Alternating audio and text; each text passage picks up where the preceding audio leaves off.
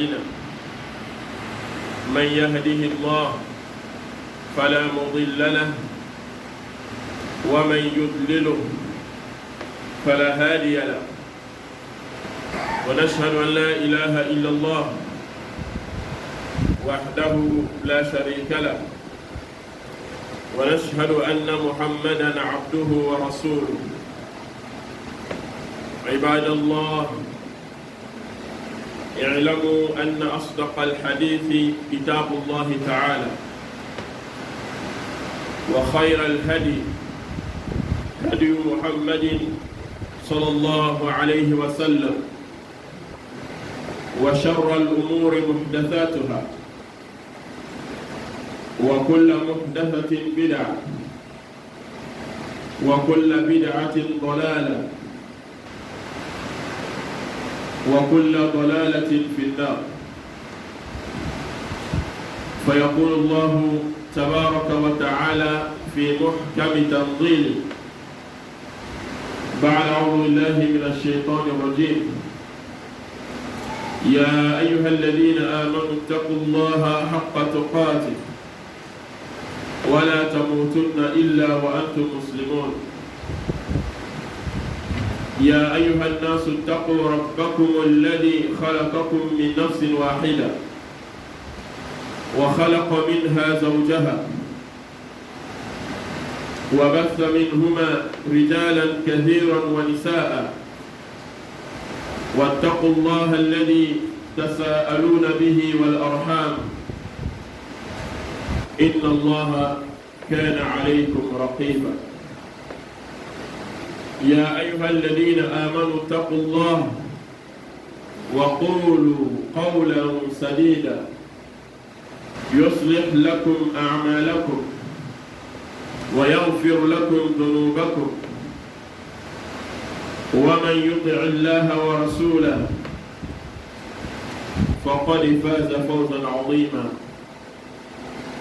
جعلني الله وإياكم من الفائزين يا رب العالمين. فيقول الله تبارك وتعالى: إن عدة الشهور عند الله 12 شهرا في كتاب الله يوم خلق السماوات والأرض منها 4 شهور إلى آخر الآية. انطلاقا من هذه الآيات الكريمة، إخوة الحضور، أريد أن ألتفت معكم من بعض النظريات والحقائق التي توجد في هذه الآية الكريمة، ألا وهي أفضلية الشهور بالعارض ما اتخذه الناس تشاؤما من هذا الشهر العظيم الذي نحن فيه. فنسأل الله سبحانه وتعالى أن يجعلني وإياكم من المستمعين الكرام،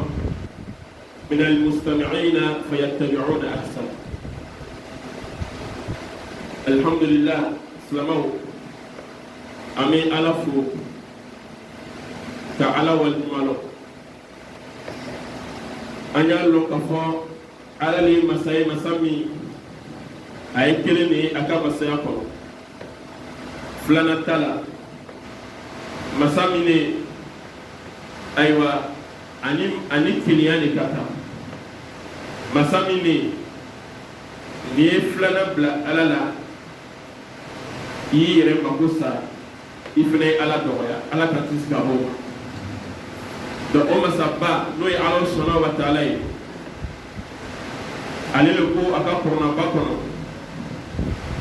aqula in ashraktum alla in ashrakta la yahbatanna 'amalu wa la takunanna min al-khasirin. Ay kanto aka korona bakono atukuma drasala anula ay temi la fise akati mo chepe kando ala kira Muhammad sallallahu alaihi wasallam abu ala kira ako ni do farani alaka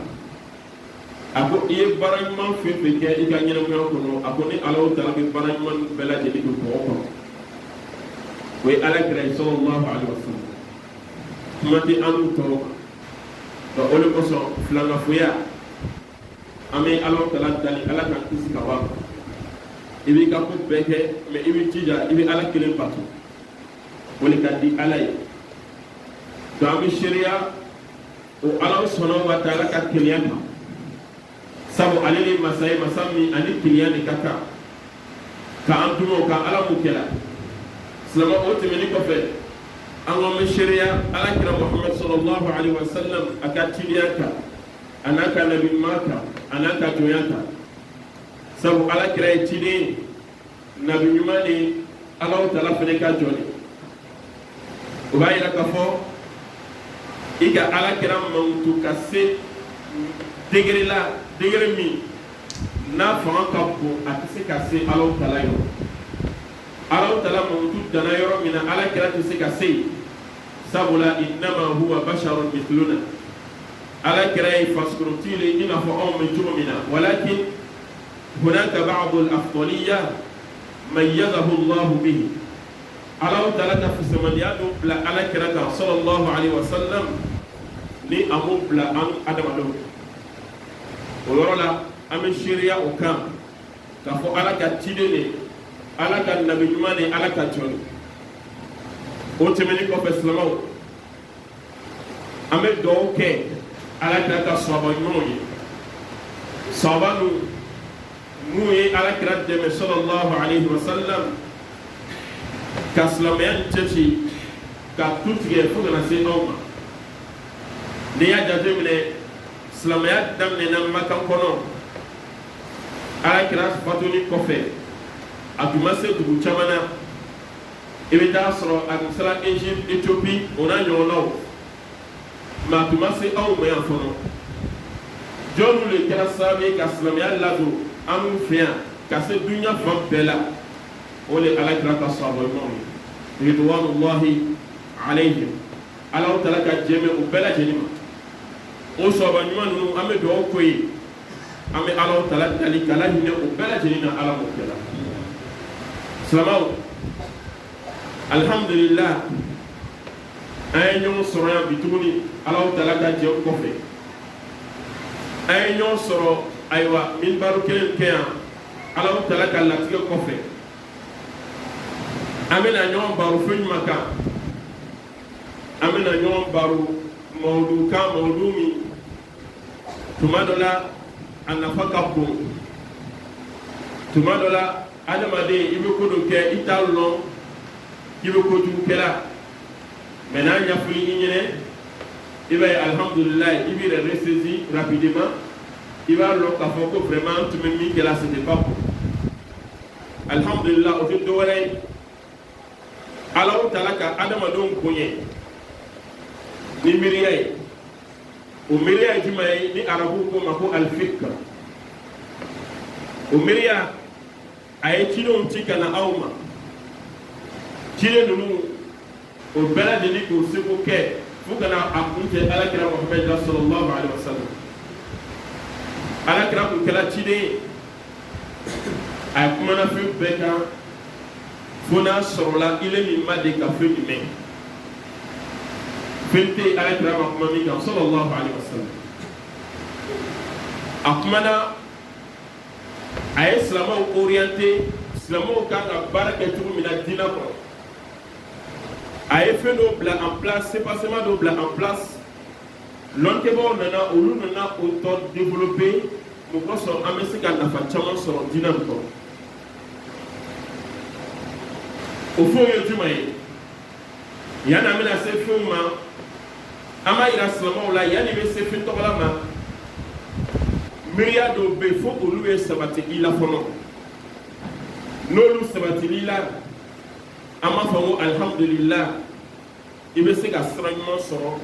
tuma dɔ la miiriya kolon dɔw bɛ yen olu t'i bila ayiwa olu t'i ni orienté k'i bila sira jugu kan o ye jumɛn ye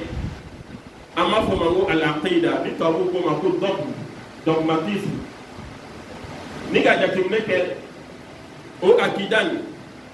o de kɛra sababu ye bi ka mɔgɔ caman fili mɔgɔ caman bɛ kuma fɔ a man se ka min fɔ mɔgɔ caman bɛ kɛwale dɔ kɛ a man se ka kɛwale min kɛ o bɛ bɔra juma de la o bɛ bɔra adamadenw ka miiriya de la miiriya min bɛ don adamadenw kunna donc o de kosɔn silamɛw yanni an bɛna kuma daminɛ an y'a lɔn k'a fɔ diinɛ kɔnɔ lɔnkɛbaaw alakira sallallahu alaihi wasallam a fatula min ye a ye sira kelen de yira silamɛw la o sira nin ni arabuw ko ma ko al-aqida o sira nana fara ka taa fara yɔrɔ caman na mais fara yɔrɔ caman b'a kɔnɔ lɔnkɛbaaw nana sigi o ye saba de ta a kɔnɔ o saba o nana fɔ tuma dɔ la n'i bɛ o miiriya dɔ kan an t'a fɔ n'i bɔra silamɛya kɔrɔ mais i bɛ silamɛya dayira kɔrɔ ni o ko ma ko al-aqidatu thalas o miiriya saba nin akida mɔgɔ dɔw bɛ yen o b'o wele ko aqidatu ahli al-hadith mɔgɔ mun ni olu bɛ baara kɛ ni hadisa koloba ye c'est comme olu bɛ baara kɛ cogo di ni ala ko an ye min kɛ olu bɛ baara kɛ ka bɛn ni o le ala kɛra ko an ye min kɛ olu bɛ baara kɛ ka bɛn ni o le la ghayra ma indahum ta'wil ayiwa k'a fɔ ko an bɛ fɛn dɔ yɛlɛma ka miiriya dɔ don a la nalala olu ko ko an bɛ baara kɛ ni min ye o de ko ye al-hadith al-Qur'an wal-hadith akida filanan ni o bɛ wele ko al-aqidatul ash'ariyya o aqidatul ash'ariyya o le akida filanan ye tuɲa bɛ marsila ni min ye bi olu ka miiriya ye jumɛn ye hum ya'maluna bi nafsi al-Qur'an wal-hadith wa kadhalika ya'maluna bir-ra'y olu bɛ baara kɛ ni mun ye Qur'an ko ko an ye min kɛ o bɛ baara kɛ n'a ye hadisa ko k'an ye min kɛ o bɛ baara kɛ n'a ye o bɛ tila ka o yɛrɛ miiriya daw don ayiwa a kɔnɔ an n'u ka faamuya la a kan ka kɛ ten a kan ka kɛ ten u b'a lakó ma o b'o wele ko aqidatul ash'ariyya akida sabanan n'o wele ko al-aqidatu al-mu'tazila aqidatul mu'tazila o aqidan hum yuqaddimuna ar-ra'ya ala an-nass ni ka olu ka miiriya filɛ olu bɛ miiriya de kɔnɔ aya ni hadisa de donc olu kosɔn lɔnkɛbaa caman bɛ yen o tɛ baara kɛ ni olu ka ayiwa miiriya ye kosɛbɛ parce que ni k'a filɛ mɔgɔ min bɛ baara kɛ ni kunkolo ye ka caya ka sɔrɔ ka na kɔrɔna aya ni hadisa ta tuma dɔ la ka ca Alahu Taala fɛ i bɛ fili donc ninnu de ye akidaba saba ye akidaw ka ca mais lɔnkɛbaaw tagala min ka caya o de ye saba ye o saba kɔnɔ sisan an b'a fɔ mun bɛ baara kɛ ni kɔrɔna ni hadisa ye alhamdulillah an b'a fɔ humul muwaffiqin olu bɛnna sen ma mun fana bɛ baara kɛ ni ayiwa kɔrɔna aya ni hadisa ni miiriya ye an b'a fɔ ko olu bɛnna sen ma fɛnɛ mais mun bɛ baara kɛ ni miiriya dɔrɔn ye tuma dɔ la an b'a fɔ ko olu ma bɛn sen ma mun kosɔn parce que Ala subhanahu wa ta'ala ko a ko ni an ka ɲɔgɔn sɔsɔ fɛn fɛn la an ye segin kɔ ka taa juma na farudduhu ila Allah wa rasul to an ye n'an ka ɲɔgɔn sɔsɔ diinɛ ko la an bɛ segin kɔ ka taa juma de bɛ an référence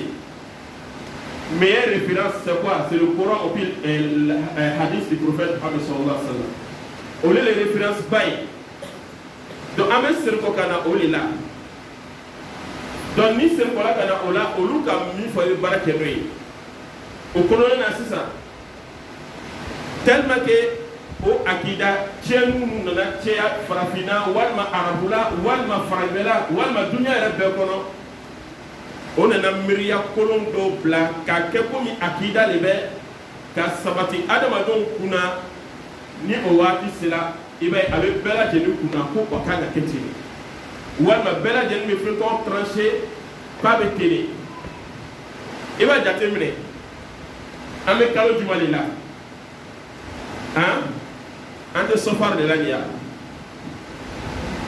an bɛ sɔfari de la i bɛna taa sɔrɔ mɔgɔ mun n'u y'o akida man ɲi kosɛbɛ tuma dɔ la o bɛna kuma caman fɔ kalo nin ma o tɛ o bɛna kuma caman fɔ kalo nin ma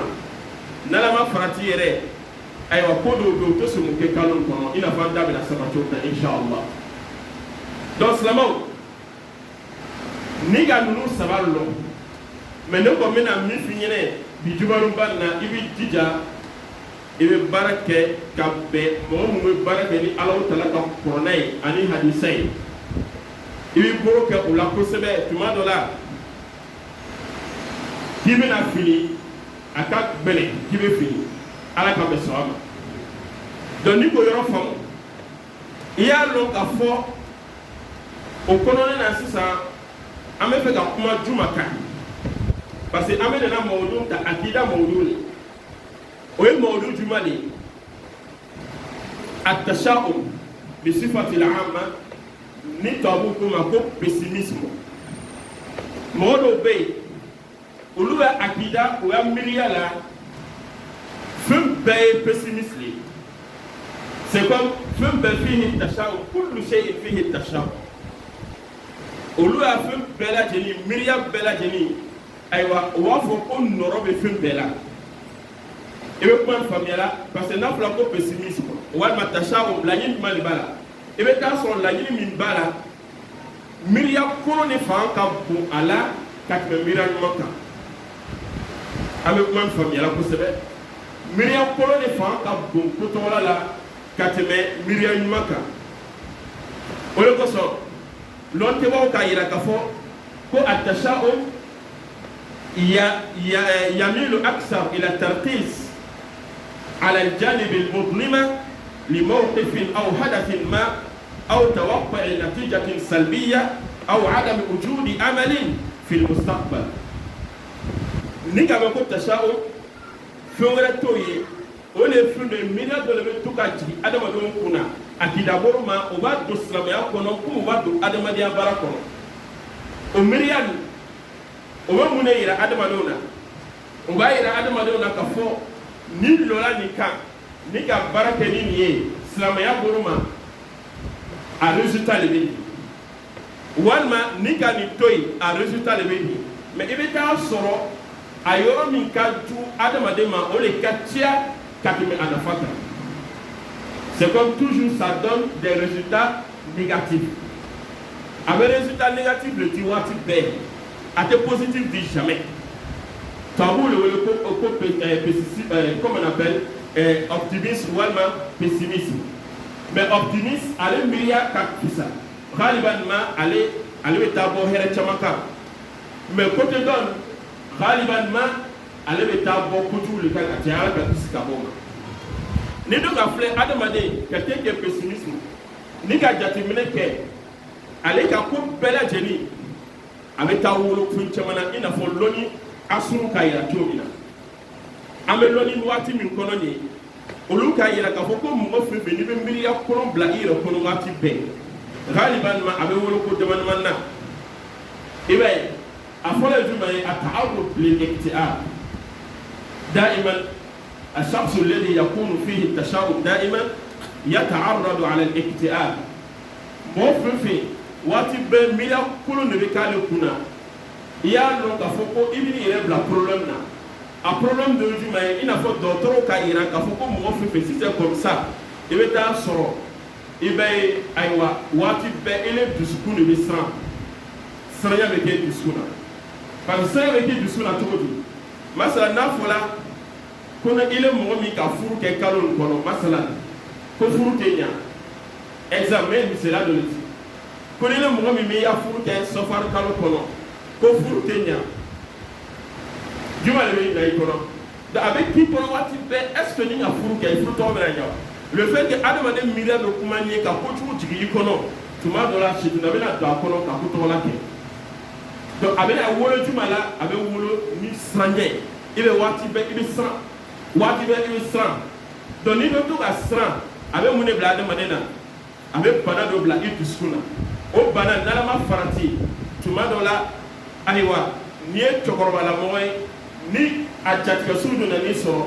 n'o ma f'i ma ko AVC k'i ben walima o b'a fɔ i ma ko tension k'i ben o k'i ta ka taa ɲɛ dɔgɔtɔrɔso la i ma bɔ a la Ala ka kisi ka bɔ donc quelqu'un qui est pessimiste chaque fois miiriya kolon de bɛ kala a bɛ juma bila la a bɛ jatigɛ bila la parce que n'a fɔra k'i kana ko dɔ kɛ ni nana ko tɔgɔla kɛ i bɛ a bɛ to i kunna a bɛ jouer i kunna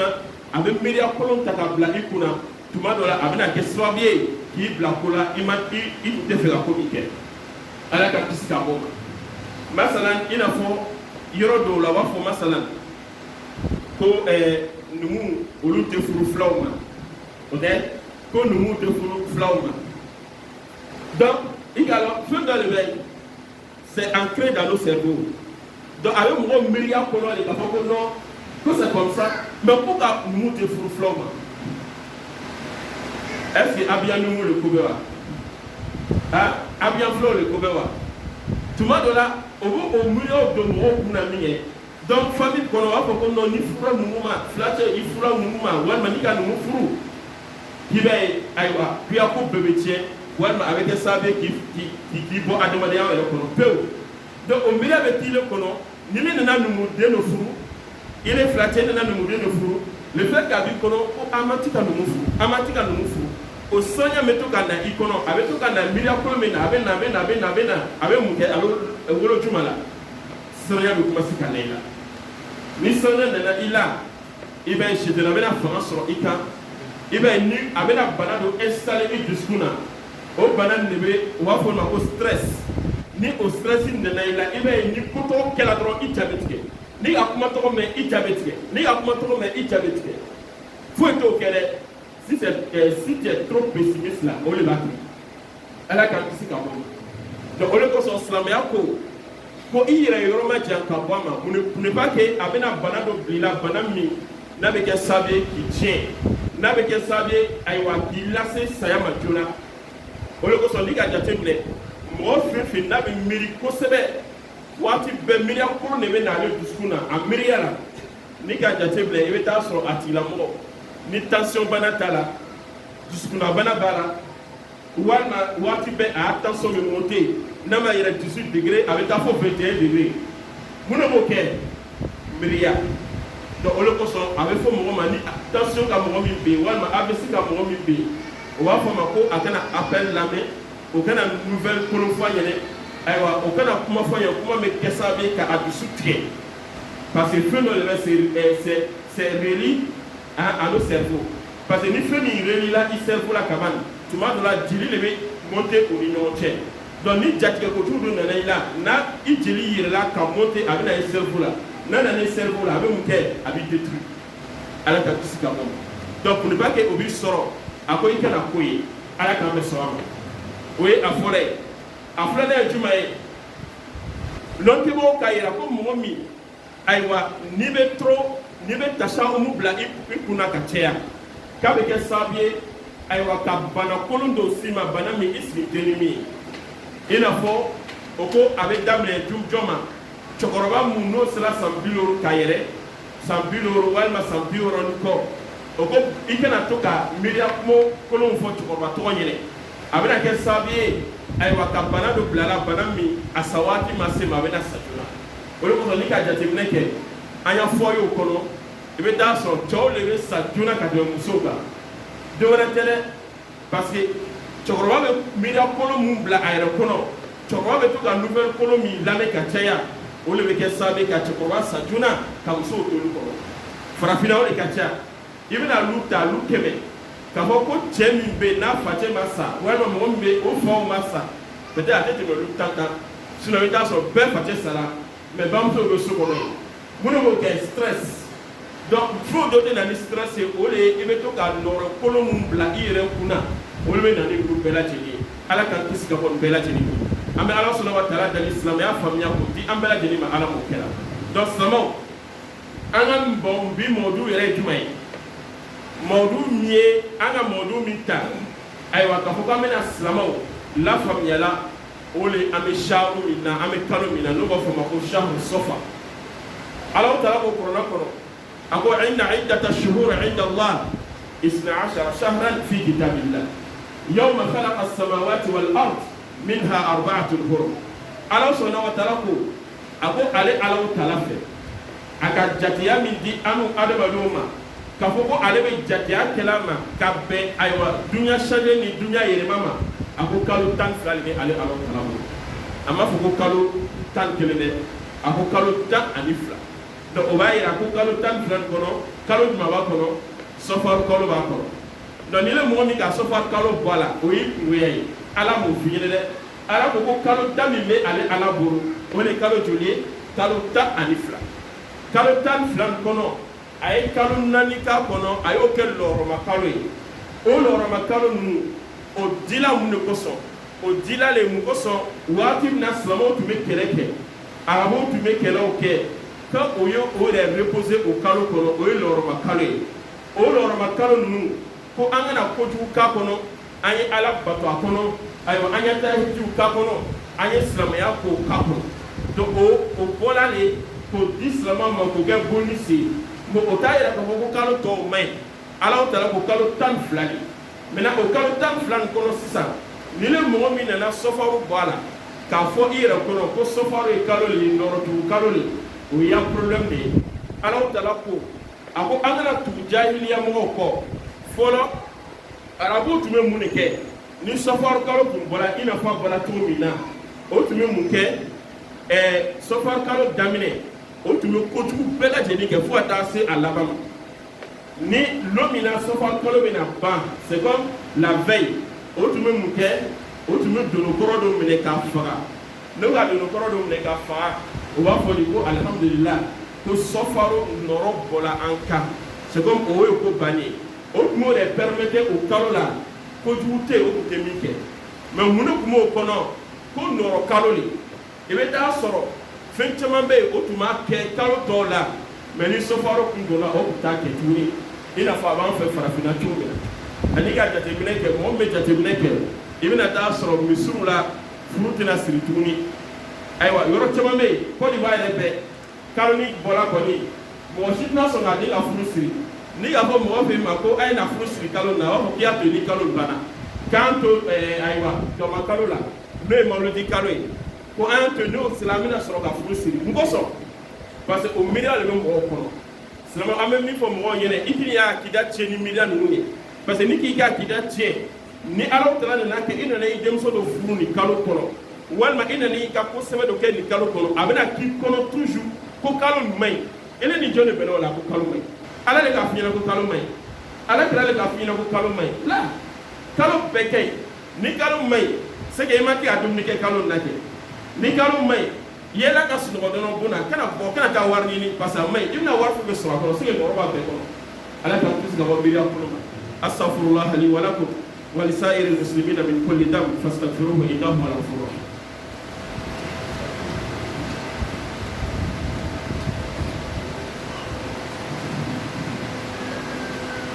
Alhamdulillah silamaw an bɛ ala fo ka ala waleɲuman dɔn donc silamaw an bɛ min fɔ silamaw ɲɛnɛ o le ye jumɛn ye an b'an jija miiriya mun bɛ an kunna mɔgɔ bɛ kan ka miiriya mun don an kunna hali taa karamɔgɔ kinda la i bɛna taa karamɔgɔ dɔw sɔrɔ i bɛ wajibi kɛ ta ko nin ye nɔrɔ kalo ye i bɛna taa karamɔgɔ dɔw sɔrɔ walahi o ye wajibi k'a kan ko mɔgɔ man tɛ k'i ka ko sɛbɛn kɛ kalo kɔnɔ ni karamɔgɔ fɛn fɛn k'o f'i ɲɛna ye a fa ɲɛna o ala k'a fɔ yɔrɔ jumɛn de ko mɔgɔ man tɛ ka kɛ i bɛ question fɔlɔ bila kan o de bɛ yen n'a sera k'i jaabi i bɛ baara kɛ n'a ye mɛ a tɛna se k'i jaabi la a tɛna se k'i jaabi sabula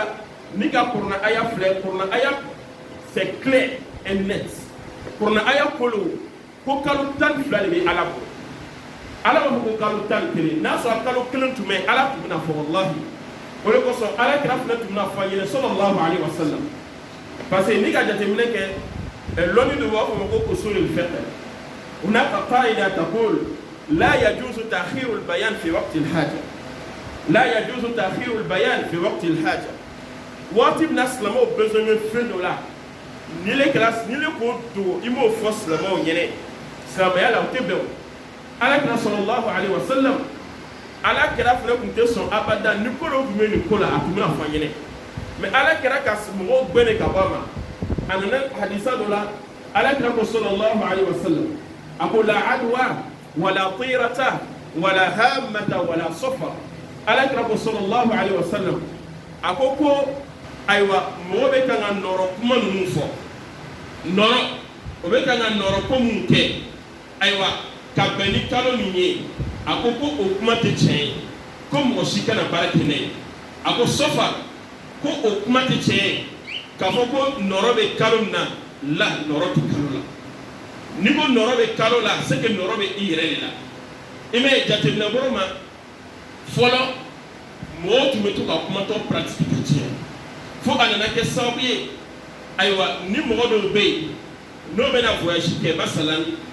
no be ka na bosoma kata voyage ke ni abena arabalo ni ma o to so na voyage ke tiboni ko arabalo mai e ko en famela ko arabalo de araba de lo nyana mai ko mo ma ti ga voyage ke arabala mu ko so tu mu fo ni ko nyi ga o na fodi ko parce que Allah ta'ala ka adu kaw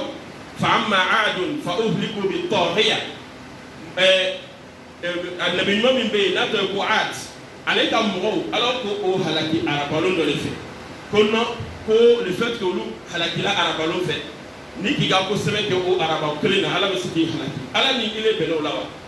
est-ce ala ma mo do halaki ala musafa wa est-ce ala ma mo do fa lendi fe wa est-ce ala ma mo fa jumalo fe wa ala ma mo do halaki samedi fe wa mo ko so ite baraka ni o shi fe baraka ni araba ta dorni da mi ni fo samo nyine angana anyere miliya kolon wana ka ameriya o bana ka beni ni nunu kuma lubi tuma dura ni to ke ibina ke sabiye kika akida ti abena ke sabiye fene ka bana bilila ires teni bana ni ala kan kisika ba ina ko masalan o ba fo ni le mo mi domini kela ni aywa molo bena ikate ko ji la kiwe kasuke nam ni le mo mi ko nga bli kuna ila kasuke siatala parce que miliya kolon ni ka bli kuna kuni me malo domina koni malo bina nga tego ji kono le fait que abena miliya to bina kila ibina to ka bira mina kasuke kullu ma taqarrara takarrar kullu ma takarrar taqarrar fe na be tanga se ke ikuna o le be kawo siya to la adama de ni be to ka finu kunu ikuna ka bli kuna sitira mina do ila men ta ka to wala ke wa hakeda donc no kile ile nyene shenkele shenfe iba ko chali ka so chante akida boro ma atebe wala angana yoro bali sufe masalan kuni ka yoro bali sufe ka be ko miniki ikansie sama ka bosu kono la ne mirawle tano obli kuna sama ya ko en baraka ni akidai finkele mesika adama do sabati ole akidai ole ko songa kuma dambe ni akidai ni mo mi ka akida chena iba inu mi ya kuma be na ikuna donc sama ni mo ni tunga dem so ka furu la mo li kalola kini dem so tonyele furun ake kalonna akala ile ala dali nga mo do ye mo tu meto ka foko no ka na dem so ka furu siri kalonna awoko la ko ne te baraka no ala ma fo mo singa dike na dem so ka furu siri kalonna ay dem so ka furu siri kalonna mo ka neni mo ka a critiquer mo ka korfo mais alhamdulillah dem so ne ka furu siri la safar la o yɛrɛ ka hɛrɛ sɔrɔ ka tɛmɛ denmuso bɛɛ lajɛlen kan i bɛ kuma min faamuya donc a yirala k'a fɔ ko miiriya dɔw le n'i ka sabati i kunna o de bɛ na ni ko tɔgɔla kɛli ye numu tɛ furu filaw ma filaw tɛ furu numu ma walima an ye numu ye an tɛ furu numu ma walima an ye arabu ye an tɛ furu farafinw ma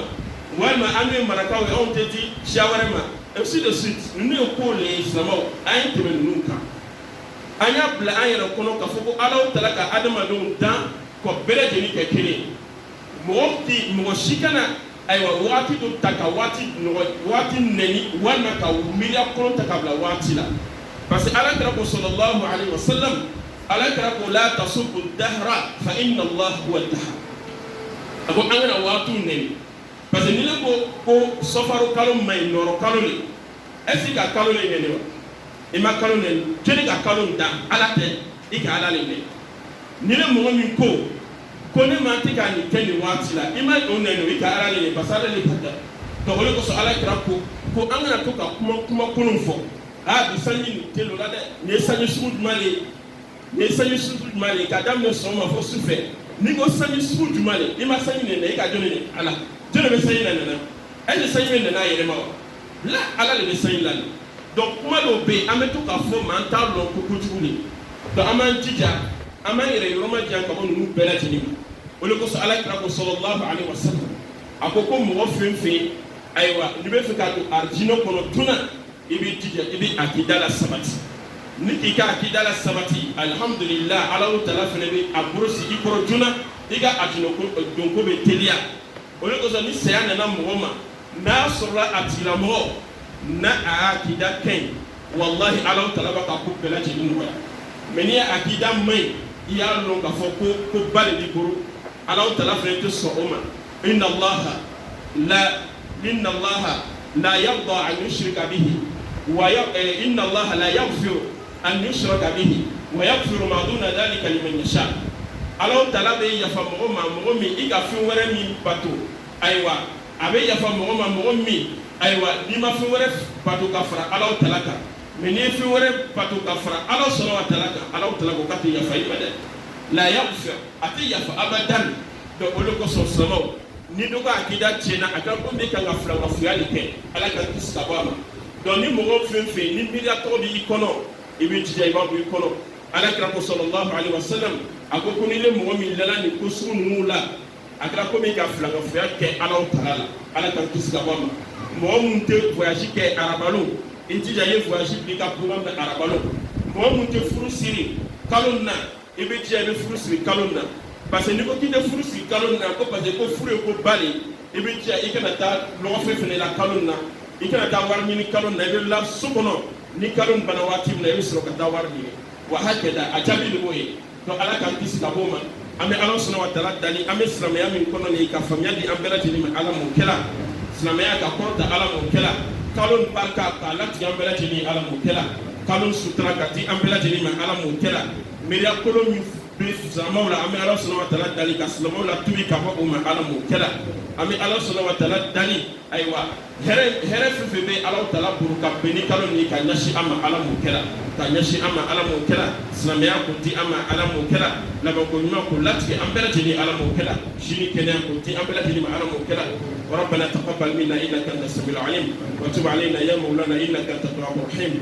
ربنا اتنا في الدنيا حسنه وفي الاخره حسنه وقنا عذاب النار ربنا لا تزغ قلوبنا بعد إذ هديتنا وهب لنا من لدنك رحمة إنك أنت الوهاب وصل اللهم وسلم وبارك على عبدك ونبيك محمد وعلى آله وصحبه الأخيار وسلم تسليما كثيرا والحمد لله رب العالمين قم بالصلاة